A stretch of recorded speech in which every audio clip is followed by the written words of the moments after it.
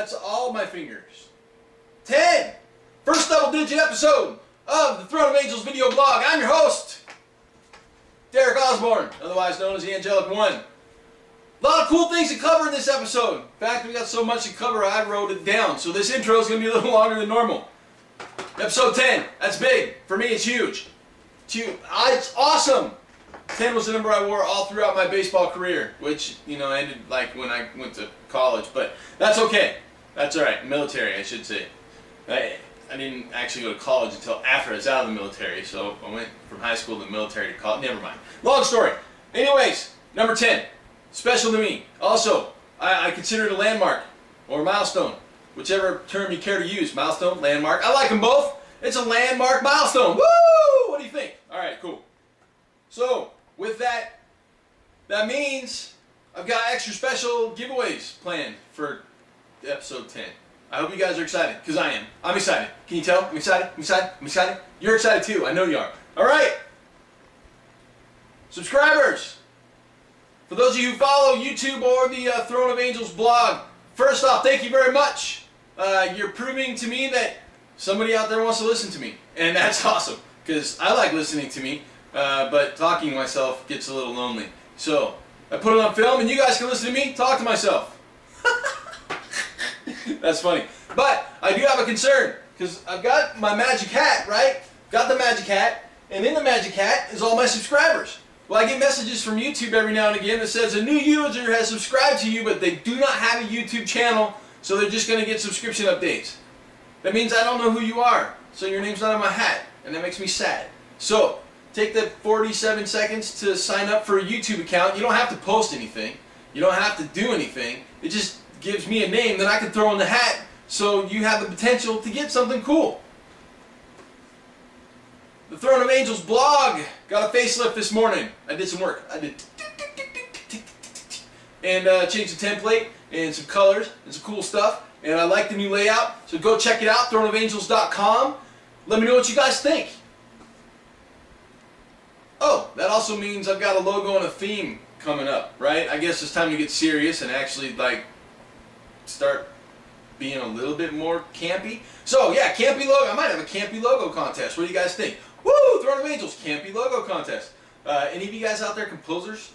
I am working with a friend of mine, Mika Ashram from 5500 Miles. You can check them out, 5500miles.com, 5500miles.com. They're a social media marketing company. So he's giving me a hand, and if you guys have needs, go check him out, because the guy's got talent and skills and is cool too, and he's one hell of a miniature painter.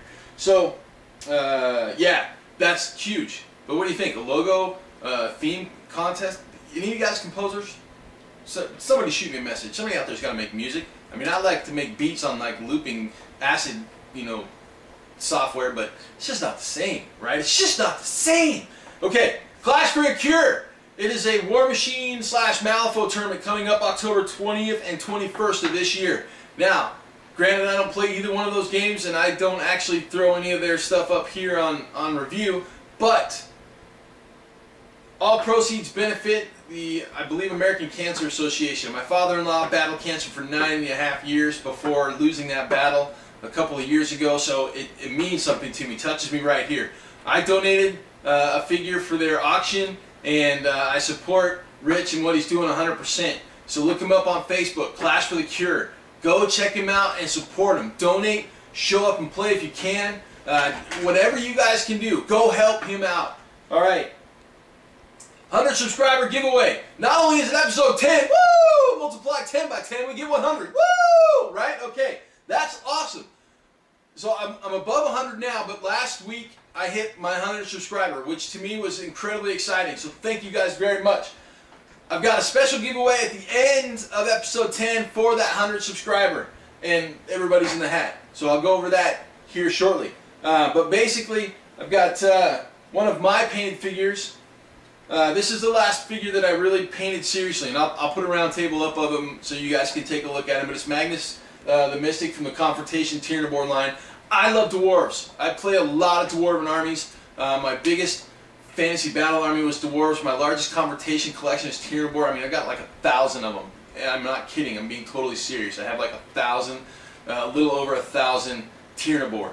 I can put huge Ragnarok force on the table. It's ridiculous, but I love dwarves. So I'm going to give the winner of the 100 subscriber giveaway 3 choices. One, my painted Magnus. Again, I have a hard time separating myself from my painted work, so it's got to be a big deal. So obviously this is a big deal to me for me to give up one of my favorite pieces, and I love him. So if the winner wants him, that's first choice. The second choice is another what I would consider display level Tyrnabor dwarf. I'm gonna pick it, but you guys can do you guys can dictate how you want it painted. But I will pick the figure from my personal collection and paint it for you and ship it to you. Now, I'm not a world-class painter. I'm not a Matthew Fontaine. I'm not, Roman Jarhead. I'm a regional class painter, right? I've won local and regional competitions. I've never entered a games workshop Golden Demon. I've never entered the Gen Con painting competition. I did get a special mention for the Privateer Press, their original, I've got a text message, their original painting competition at Gen Con. I also got second place at the Privateer Press International Invitational, which was their volunteer thing that they did the first year for my 750 point painted force. So, although I'm not a top tier level painter, I'm still a pretty good painter. So, yeah, special custom paint job dictated by the winner of a model of my choosing, or you can send me a model and dictate how you want it painted, and I will paint it for you. So one of those 3 things for my 100th subscriber. Cang the Implacable, progress. I worked on him. I've done some work. He's sitting right here. There's a few pieces. So we'll take a look at that. The Type 12 that we reviewed last episode from the Anima Tactics Black Sun faction. I put them together, like literally right after, and gave him a quick white prime and a black wash. We're going to take a look at him assembled. So we'll just take a quick look. I love that model. It's phenomenal. Today's reviews. All right. We are going to take a look at a pink square. Seriously. A pink square! It's made out of rubber. It's cool because it is a base texture stamp from the guys at, and I'm totally going to butcher this, Happy Seppuku. Yeah, well, I'll throw up a web link. We'll get it square. But basically, this is cool, and I made some bases. We're gonna look at, by request, you guys out there asked me to look at some heavy gear stuff. I'm typically a fantasy guy, but you know, I'm like mechs and like big battles with mechs, and dude, who doesn't like Robotech and Macross and all that stuff from when I was a kid? Because it's awesome. So we're gonna look at the Heavy Gear Blitz 2-player starter box. It's heavy. It's got some cool stuff in it. I've already looked. So we're gonna take a look at that. I'm excited to show it to you. After we look at that, I'm gonna put some stuff together. I'm gonna paint some stuff, and we're gonna look at it again in a few episodes. Also, last but not least, on the review action, Yakuzo. This is the Wrath of Kings monster piece of he's huge. This is the Golem from the Goritsi faction. I'm excited to show him to you. For those of you who didn't make it to Adepticon, guess what? For episode 10, I've got 6 giveaways from the Wrath of Kings line. I've got Sorik, the Unfinished ×2. I've got 2 of those to give out. I've got the Goritsi Werewolf Warrior. I've got one of her to go. I've got the Bloodchild. He is sick from the Nasir line. I've got the Longhorn, also from the Nasir. And I've got the Hadross Deep Collar. I'm excited! I can't wait to get this stuff underway, and at the end, we're going to give away some cool stuff. So stick with me. Let's get to it. Alright, up first, Type 12. Re-review. Well, I shouldn't say re-review. We're just looking at them put together. So this is the Type 12 Hunter from the Anima Tactics line for the Black Sun faction. I got all excited about him last week and wanted to put them together like right quick. So I did. I didn't glue him to the base. We'll look at that in a minute. Alright, so there he is. Let's move him down just a little bit so we can get a super close up. Super close up! Here we go. Alright. Oh, I think that's as close as we're going to get in regards to the detailing on this model. So I found out after the fact this model is actually 3D sculpted. He went together extremely well. But look at the detail on that face. That's amazing, isn't it? Absolutely amazing. I will say putting this together kind of hurt because he's got a lot of pokey parts. Literally spikes everywhere. Spikes on his tail, spikes on his legs, spikes on his shoulders, spikes on his head. He's got the angry face. Oh, I'm gonna eat you. But yeah, absolutely phenomenal model. And I will say he is going to require a flat base, because when you put him together, if you don't have a flat base, he doesn't rest all 4 feet on. But as you can see, with a flat base, all 4 feet rest on perfectly. Alright, again, the awesomeness that is the Type 12. I was totally jacked to put this model together. Holy text messages, people love me today. I'm excited. So yeah, totally jacked for this guy. He was awesome to put together, and getting some paint on him sooner or later will be fantastic as well. Alright, Cang the Implacable! Oh man, this model is like huge beyond all belief. You know, I've got 4 parts here that I've been working on separately, and I can't even fit them all onto the camera. So we'll look at them one bit at a time. We'll start out with the head. I'm going to move the base and the legs over here really quick. We'll look at the head, and then we'll look at the upper body, followed by the tail, and then we'll jump into the base. All right. So the head was 4 pieces. As I kick my camera loves to be kicked. I should say my tripod. All right. So like I said, the head itself was 4 pieces. It went together fairly well, but there was a little spacing. Let me show you there. Obviously you can see some spacing, some work that needs to be done. Fitting the head to the body is going to require a little work as well, and I'll show you that right here since I have it. As you can see, there's a little bit of spacing in there that is going to require a little bit of work. And on the other side, you'll see a little bit of spacing there also. That's going to require a little bit of putty work. But I'll show you, it's not really that difficult, because I have putty work on this horn right here. I'm going to put him down and we'll do the super zoom, since that seems to be the easiest way to do it. We'll pan the light a little bit.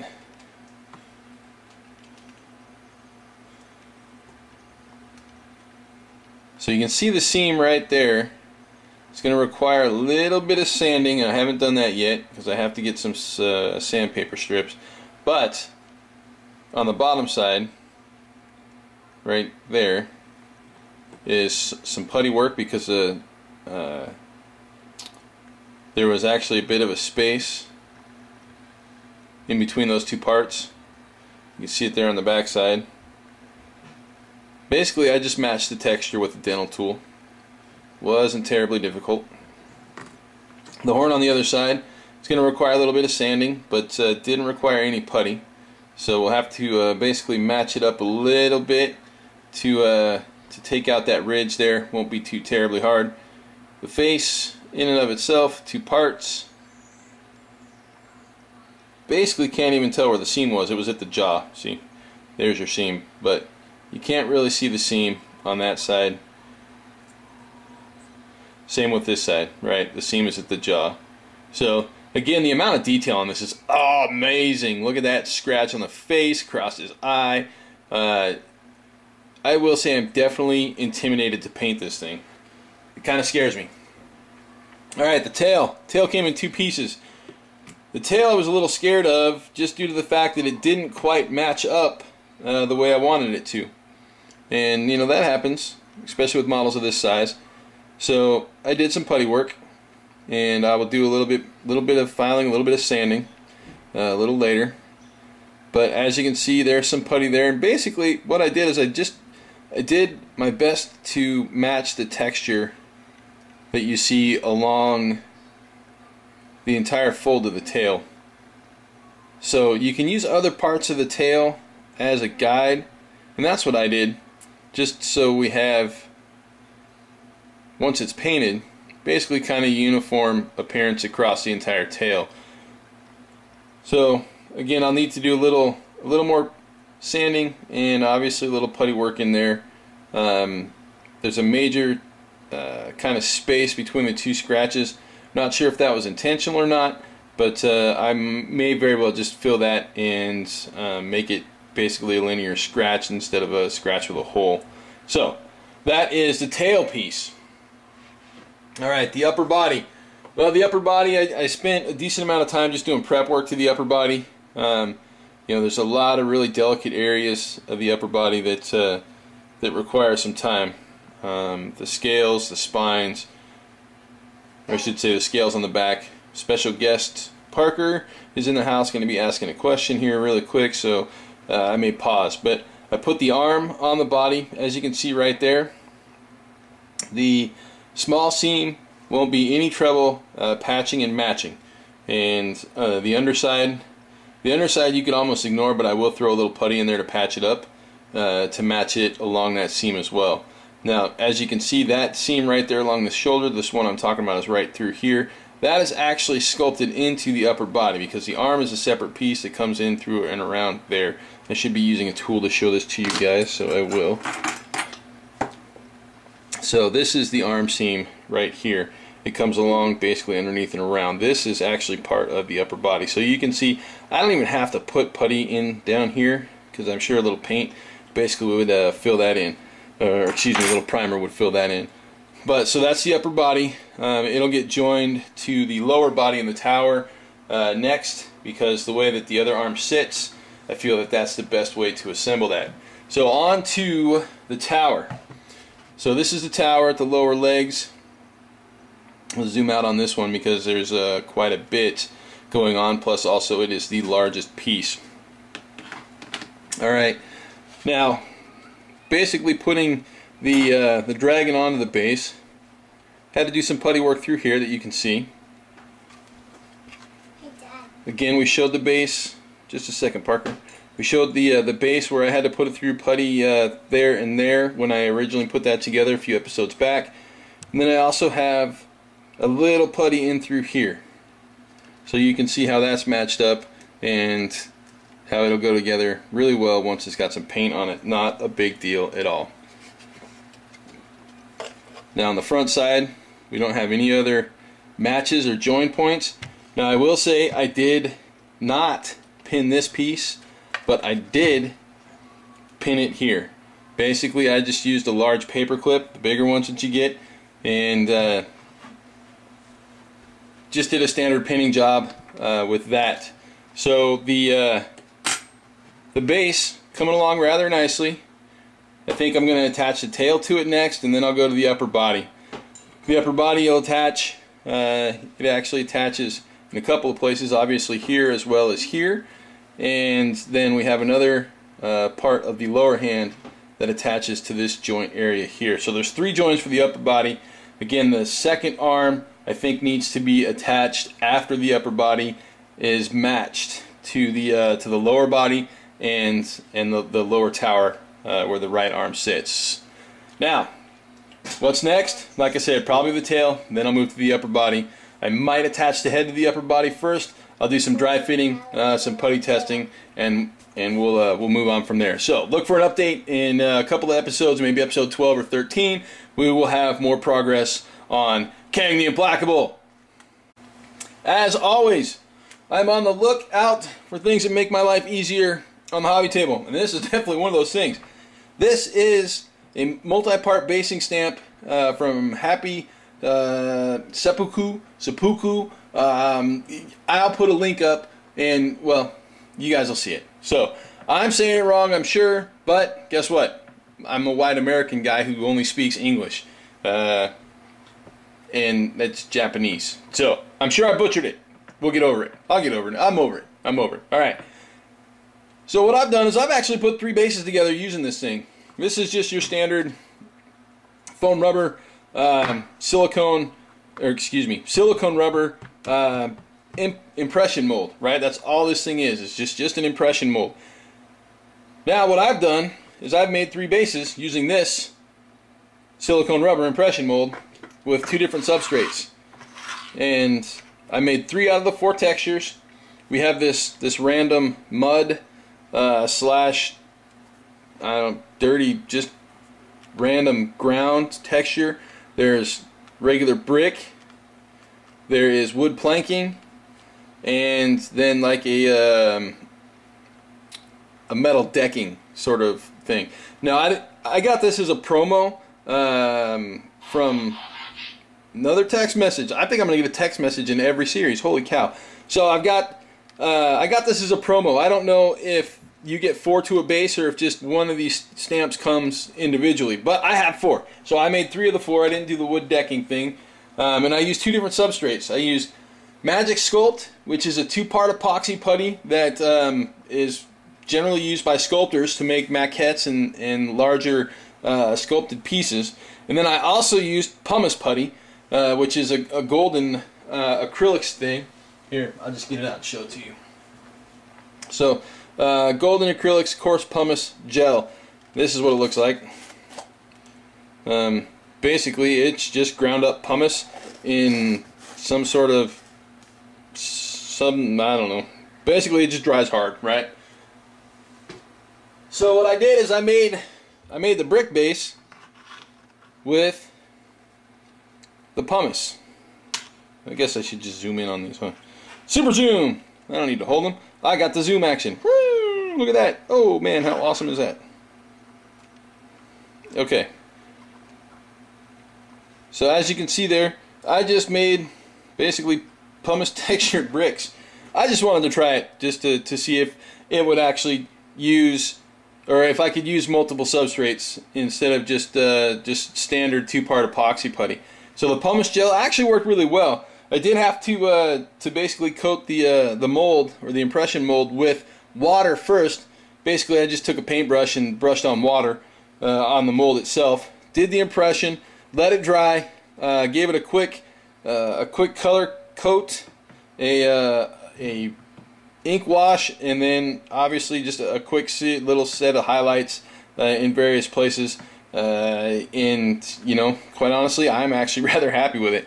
It took me, I think, if I count the paint time, 7 minutes total to make a 40mm base. So yeah, 7 minutes to make that. These two were even less time, right? I mean, I put more paint work into here than I did actually making the base. So this is the mud / snow mix. I basically just kind of painted it like a sandy, you know, type muddy texture. I went a little lighter than what you normally would for mud.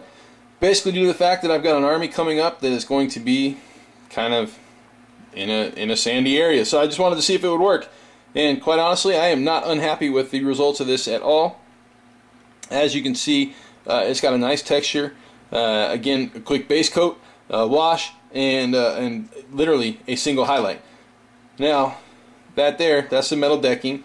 Now, I'm one of those weird guys. I actually like overhang in my basing, so instead of cutting that off, I just kind of left it sit there, so it looks, you know, kind of smashed up and whatnot. But again, basically, this is a single coat of paint. I don't even think I used a metallic paint as a base coat, to be honest with you. I think I just used a single gray. Washed it with an orange or so ink, and then just did a quick single highlight with like a what was it? I think it was pig iron from Privateer Press Line. So again, a metallic base. It took me and I was just being quick and dirty about it, right? I wasn't jumping in and trying to be a perfectionist. So all in all, I think I've got in these 3 bases a total of 17 minutes of work. So I could base a whole entire army, well, skirmish force, because I don't do armies. I could paint a whole entire army. You know, I'm looking at 25 models. I could get the entire series of basing done in a single afternoon. I could have every single one of my bases made and the following day painted, and I would be good to go. So yeah, I'm impressed. Again, the awesome pink impression mold from Happy Seppuku. So here we have a white piece of paper. This was the first thing that I saw when I opened this. Alright, so up next, the Heavy Gear Blitz 2-player starter kit. First thing I noticed right off the bat, they actually take a huge amount of pride in their packaging, which I love, right? I'm a package guy. I buy my products based off of how they look. I hate to say it, right? If I've got two products, they can be the exact same thing.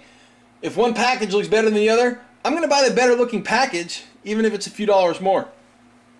I am big on appearance, because if a company is prideful about their appearance, they're prideful about their product. All right, that's just my opinion. Don't go hounding me about it. That's just how I think and how I purchase. I like to see a good presentation. All right, now, white piece of paper. Congratulations on your purchase of the Heavy Gear 2-player starter kit. This box is the perfect starting point for anyone who wants to begin playing Heavy Gear Blitz locked and loaded. They give you a quick breakdown of what's in it. The box includes a pocket-sized copy of the rule book. I'll show you that in a second. 204 pages, black and white version, with all Terra Nova Army lists and rules required to play. A pocket-sized copy of the field manual, which adds a more aggressive style of play, as well as 3 Northern Hunter gear miniatures and 3 Southern Jagger gear miniatures. 4 6-sided dice and a tape measure. They outline the Northern Guard. They outline the Southern Militia. They tell you where to start. They tell you that you can get free army building software. Now, in this day and age of Android phones and... Parker's in again. This day and age of Android phones and iPhones, having an army building software at hand for free is awesome. Gear Up Magazine. I will say, even before I talked to John over at DreamPod 9, I was checking out the magazine. It's free for download. You can go get the e-zine for free. You can also go check out their books, right? You can get the 200 DreamPod 9 books. They're all for sale. Basically, at the dp9.com/gearup. Go take a look at it. They've got tons of fluff. They've got tons of cool stuff. The e-zines were kind of, really a quick primer as to showing me what to get in, or what I should do to get involved with the Heavy Gear game. You've got Heavy Gear Blitz, you've got Heavy Gear Arena, you've got some awesome options. Heavy Gear has been around as long as I can remember, but being really kind of a fantasy guy, I don't step into the sci-fi realm all that often. I've got friends that play Heavy Gear, I've got people that have asked me to play Heavy Gear. Well, guess what? Now it's time to take a look.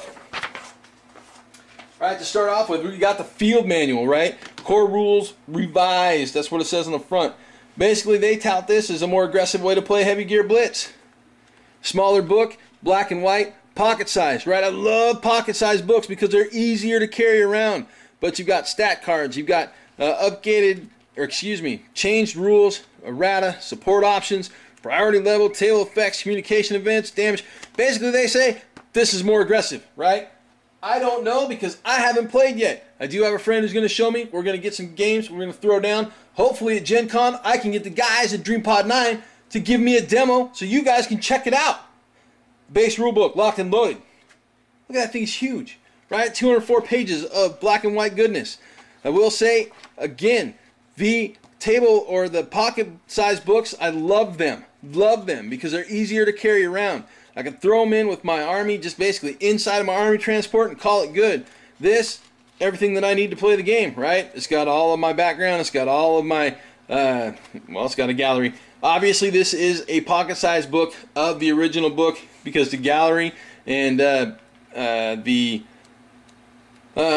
the word I'm looking for? I'll pass it here in a second. The gallery and the how-to, right? They've got a how-to model and a painting guide in here somewhere. I was checking it out earlier. Obviously, I'm sure all these pictures are in color in the standard size rulebook, which you can pick up anywhere. But they detail the northern, they detail the southern. You know, after the southern, we've got the Peace River. That's who my buddy Eric plays. Look at the size of the knife on that dude. That is awesome. So Peace River flows into the Leagueless, right? I like the Leagueless just because they sound cool. So the Leagueless. Port Arthur. From Port Arthur, what do we have? I think that's it right there. Let's go to the table of contents and check it out and see if we've got more than 5. Again, I am not a player yet, and I stress yet. So we've got the North, we've got the South, we've got Peace River, we've got the Leagueless, we've got Port Arthur. So we've got the 5. Yes, that's what we got. The rulebook is awesome. Again, I love pocket-sized rulebooks. Check it out. I got a tape measure. It says Heavy Gear Blitz on it. Guess what? I got inches on one side, centimeters on another, so I can use this for whatever I want. DP9.com. That's branding. That's smart. I've got hazard striped dice. Dude, how cool is that, right? I'm building mechs with hazard stripes. There's hazard stripes on the book. Now I've got hazard striped dice. 4 of them to be in fact. Come in the set. 6 miniatures. 3 northern, 3 southern. Or it could be 3 northern, 3 southern. I don't know. But they do have hex basing, right? I pulled these guys out earlier and looked through them. I think in a skirmish game, hex basing is a brilliant way to go. Because you can actually get true, obviously, line of sight. You can also get true directional facing with that. I do have a guy in here who has a broken arm, unfortunately. So we have to, that's this guy right here. See, his arm's broke. He's got a broken arm. Oh no, Mr. Bill. Yeah, we'll fix that and we'll change that. So, just to show you guys really quick, there's 6 of these guys. You've got different leg poses. Again, I got a broken arm here, so bear with me. Actually, I'll grab the arm out of another one. 6 leg poses. You got a pair of arms. You got the chassis, which is this thing. This is the body or the chassis. You've got the legs. You've got the head. Alternate weapons, a backpack. There's your head right there. And then obviously your arms, or your weapon loadout that go on your arms. Now each one of these guys has a different series of weapons. I mean, look at that thing. That thing is awesome. Let's get super zoom on that. I'm going to throw him back in here really quick because I don't want to get him mixed up because I don't know if it makes a difference. I won't know until I read the rule book. And I will do that sometime here in the near future. Okay, so detailing on the weapons. That's a BAG, or a big ass gun. Look at that thing, it's awesome. Big ass gun times 2. We got a big ass gun and a big ass rifle. The detailing on those things is freaking awesome. I think that's another head. In fact, I'm almost positive that's another head right there. It's a head! Alright. Better a head than a tail? Better a tail than a head. Who knows? Again, a different leg pose, right? The last one was kneeling. So we've got a different leg pose. We've got, again, our chassis. I should zoom out a little bit so y'all can see that. Different leg pose. There's the chassis. First set of weapons. There's my arms. Second set of weapons. So I've got an alternate head, second set of weapons. And a backpack. Man, I'll tell you what, I'm excited to put this stuff together. So again, at a later date, maybe episode 13 or 14, I'll have these guys put together and painted for you. And we can take a look at them again. We will definitely go over what is going on in the world of heavy gear. But I know they have constant updates. Look at that. I mean, that's good packaging right there. I love that. So all around, I can definitely say the guys at DreamPod 9 take pride in what they do, and I've heard nothing but good things about that company, which is why I did not hesitate to contact them when I had a few people request that I do a demo and a review on their product. So again, the 2-player starter. That's just about this bad boy right here, right? The 2-player starter. You get everything that you need to play. You get 3 northern, you get 3 southern, you get the rule book, the standard rule book, which is the locked and loaded 204-page pocket side book. You get the field manual. A field manual. Look at that bad boy, right? So that guy just looks like he's angry. Look at that gun. That guy's going to shoot somebody. He's already shooting somebody. That guy's going to tear somebody up. So Heavy Gear Blitz field manual for more aggressive play. What that means, we'll find out. You get the awesome tape measure. Tape measures are cool. I don't care what anybody says. I love tape measures. Right? We can't play our games without tape measures. You get the introductory sheet, which basically tells you what to do and where to go. You also get your hazard dice. Hazard dice are killer.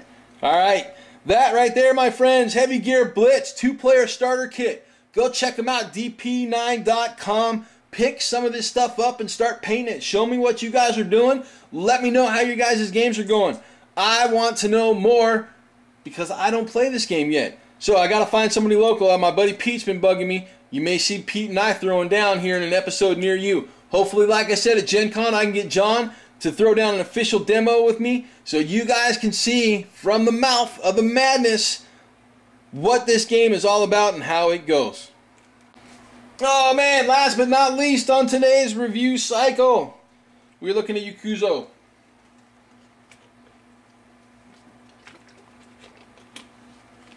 Sorry about that. Swig of water.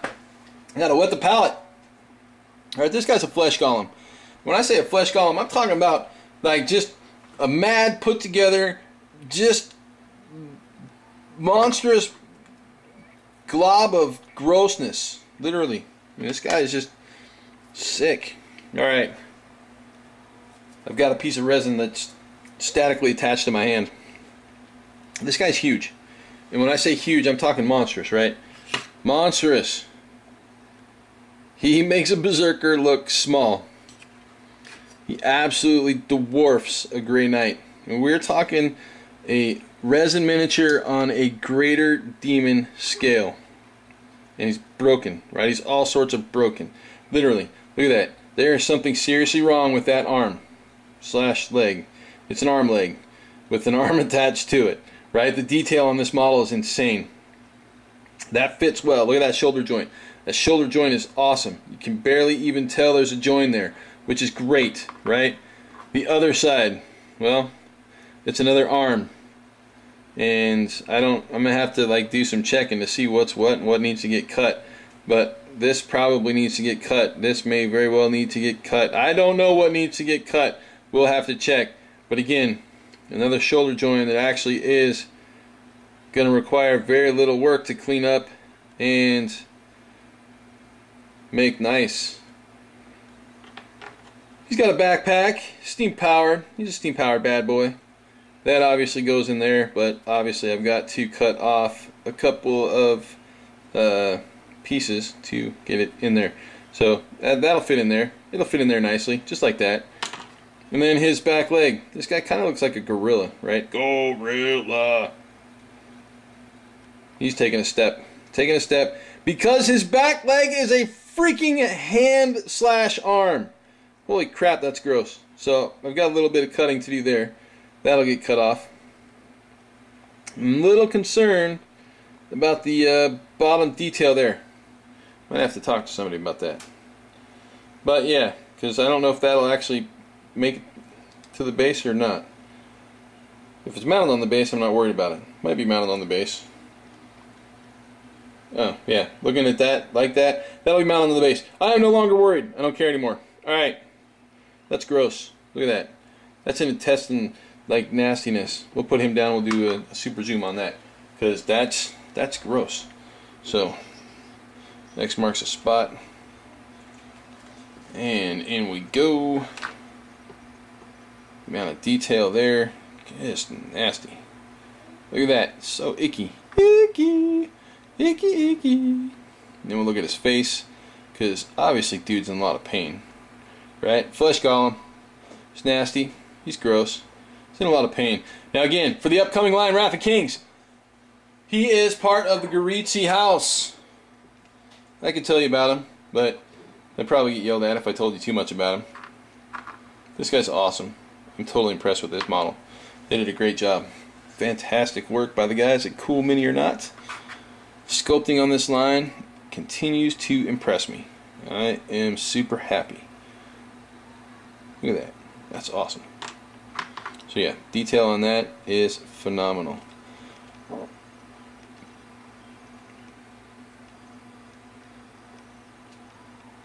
Check it out, he's got a heart plug. Throwback to Dune. I wonder if that was intentional.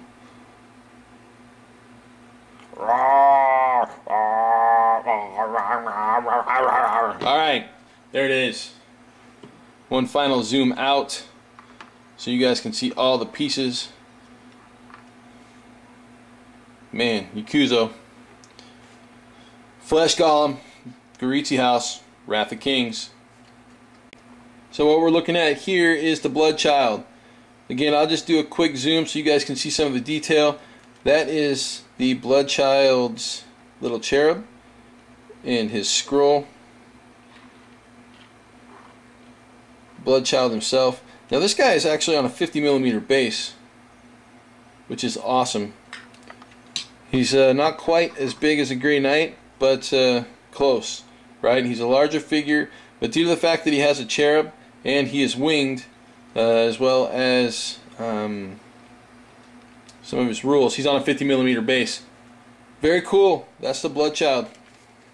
Alright, the Longhorn, also of the Nasir. This guy's big. He's on a 40mm base. Woo! 40mm base. You know I love those things. Alright, here's your size comparison with the Grey Knight. Let's get some detail on this guy. So, there's the body. He's got a fantastically expressive face. You can see it there. Man, so awesome. So this is the Longhorn again from the Nasir. There's a detail for you on that. We'll take a look at his shield really quick because it's cool. Just slide him out of the way. Shield. Detail on the shield. There's his sword and his sword arm. Alright. Longhorn. Alright, last but not least on our quick looks. This is a Werewolf Warrior from the Goritsi house. Same house as the Golem that we looked at just a minute ago. We'll go ahead and get a good zoom of the body detail. Separate head, separate arms. As you can see, female werewolf. You see the armor.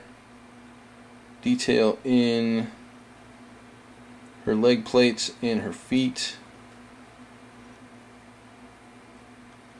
And obviously my fingers, because my fingers are awesome. I love my fingers because they allow me to pick this stuff up. Details in the sword arms.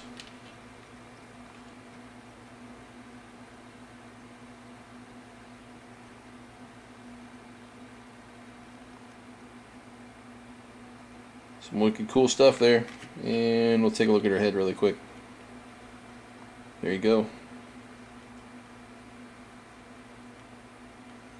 Ignore my thumb. So, there it is. One last shot. Werewolf Warrior from the Goritsi house. Sweet stuff. Lots of it. Some groovy things. So I hope you guys are enjoying the Cang workup, because like I said, it's probably the biggest undertaking that I've ever had, right? I've never done like a garage kit. I've never done like a really full large scale kit like that before. So I'm having a lot of fun with it. But it's a lot of work, right? So I hope you guys are enjoying following along. We looked at some really cool stuff. Heavy Gear Blitz 2-person starter. Again, we're going to take a look at that after I get it assembled and painted. Base stamps. Check out the website. Happy Seppuku. I hope I'm saying that right. So yeah, check them out. We've got a number of different textures of base stamps. I showed you guys what you can get. It's very easy to do, right? I use two different substrates, like I told you, and yeah, cracking out bases. I got another text message. That's awesome. Cracking out bases like no tomorrow in a very quick and easy manner. I'm so excited for Wrath of Kings. Yeah, you know, like I said, Yakuzo and his awesomeness. I doubt I'll play the Goritsi, but they're cool. I really love the concept. They've got a solid set of rules, and you know, totally jazzed for you guys to get your hands on that at Gen Con. I really want to know what you guys think about it. So I'm very proud to be working on that project, and I love giving this stuff out. Alright, so I have done, I've pre-pulled all the Wrath of Kings giveaways, because I put everybody's name back in the hat for the 100th subscriber episode 10 giveaway. I wanted to make sure everybody was in there for that one, so we'll do that one live. But here's what I got. Sorik, the Unfinished. We looked at him really quick. We've got 2 of those going out. One of them's going out to Rolfin from the blog. Woo! Alright. The other one is going out to Soul Reclaimer 65 from the YouTube channel. Solid. The Goritsi Werewolf. Like I said, she doesn't have a name yet. Well, it's not finalized, so her name, I can't say it because it wouldn't make any sense. If they changed it, you'd be like, it was wrong! And I hate to be wrong. I don't mind being wrong. It's not a big deal. But anyways, the Goritsi Werewolf Warrior, that one goes out to Unwitting Glory from the YouTube channel. Nice. Alright, Bloodchild.